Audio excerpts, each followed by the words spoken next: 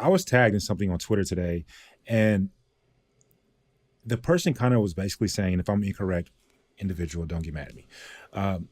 They were kind of saying, like, why is Rodney getting such a beautiful outpour and shine when he did the exact same thing to Lace?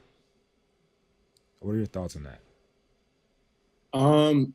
Yeah, to be honest with you, I've seen some of those comments as well, and um, to be honest, like at the end of the day, I'm always going to take any type of criticism. As much love as I get, I'll take the same amount of criticism as well.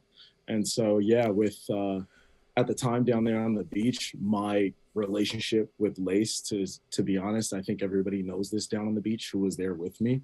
It didn't compare to what I had with Eliza. Mm-hmm. It was a completely different level. And like I said, with Lace, and I'm glad that I did get to address this at the reunion.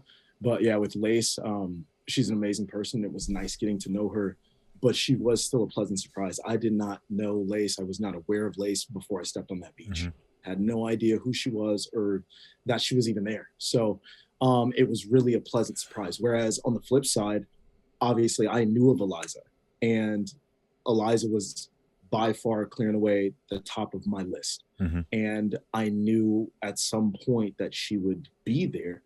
And just like Andrew mentioned earlier, we're guys like we want to obey the rules. We don't want any mishaps or anything like that. So I was like, I'm saving all my energy for when I see Eliza at the beach, and I'm giving her my all.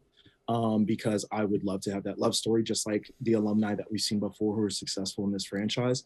And we knew the potential of that. And that's why we came there with hopeful hearts, and we're both hopeless romantics. And so that's why I just want to be honest with you guys here and now, just letting everybody know, hey, with Lace, it was amazing getting to know her. I didn't know who she was until I stepped down on the beach. I knew who Eliza was. I knew that I wanted her. And I knew that I was going to fight for her and give her my all at the time. So, question for you, and you know I love you personally as my brother, but we have a job to do.